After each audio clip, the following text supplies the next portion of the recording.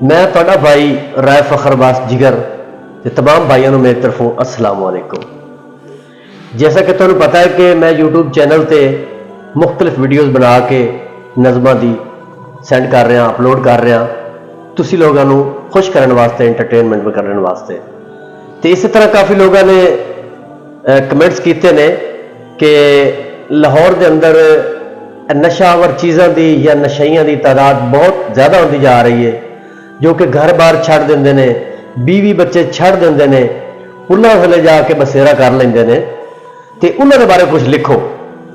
तो फिर उन्होंने फरमाइश को पूरा करने वास्ते थोड़ी जी मेहनत की है, एक नज़म कलम बंद की है। इंशाअल्लाह उम्मीद है कि तुहानू पसंद आएगी। कि कई संगती संगत छड़ जाते हैं, बंदे पी बर्बाद हो जाते हैं, नशा करके बंदे रुल जाते हैं, चंगे भले जहाज हो जाते हैं। ये दुश्मन है ऐसा लोगों का, सानू रब तू दूर करेंदा है ते धी बहन की इज्जत भुला देंदा है, इन मजबूर करेंदा है। एक पैक दे विच साडा दिल दबाव पूरा पूरा सुन हो जाता है, घर बार की फिक्र भुला देंदा है, बंदा इंजदा टुन हो जाता है। बहुत मेहरबानी, बहुत मेहरबानी। कि बुरियां की संगत तबाह कर दी, बंदे चंगे भी खराब हो जाते हैं, भुल जाते हैं बीवी बच्चियां नू, पुल्ला हेठ आबाद हो जाते हैं। कि नावन दोवन तो दूर की गल, चंगा खावन भी भुल जाते हैं, कोठियां बंगले छड़ देंगे, पन्नी ला के कमले रुल जाते हैं।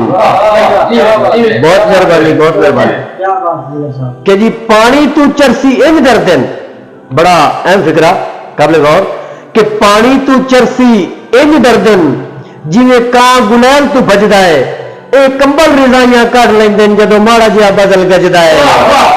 बहुत मेहरबानी, बहुत मेहरबानी, शुक्रिया शुक्रिया। कि जिगर टीके ला ला खुद बर्बाद होंदे, जिगर के टीके ला ला खुद बर्बाद होंदे। हुण पुलिस भी कुछ नहीं कहती, जींदियां जीओ नहीं नमदे, भावें खारिश होंदी रहिंदी। कि इन्हां दी अख नहीं खुलती, भावें जंग लग जावे, इन्हां दी अख नहीं खुलती, भावें जंग लग जावे। ए मुल्क दे राकट सुते, नशा मंग के पूरा करते हैं, अजीब प्रेमी उठे। आखिरी फिक्रा बड़ा काबिल गौर। कि की जिंदगी है इन्हां बावियां दी, जिंदा ख्वाब अधूरा होंदा, इस मुल्क ने कित्थों जंग जितनी जिंदा नशा नहीं पूरा होंदा। बहुत मेहरबानी। वीडियो अच्छी लगे जरूर सब्सक्राइब करना, लाइक देना, फॉलो करना। बहुत मेहरबानी होगी, शुक्रिया, थैंक यू, बहुत मेहरबानी।